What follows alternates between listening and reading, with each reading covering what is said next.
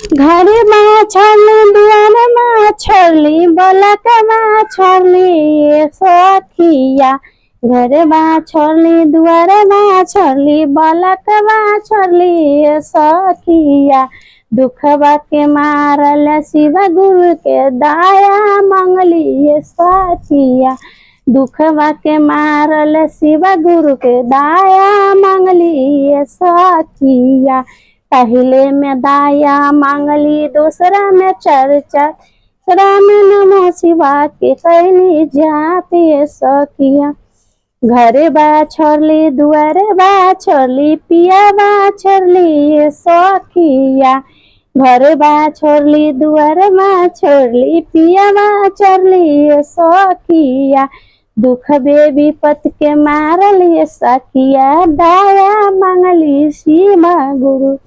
दुख बे के मारली सखिया। दया मांगली शिव गुरु। हर हर महादेव। दया करो महादेव।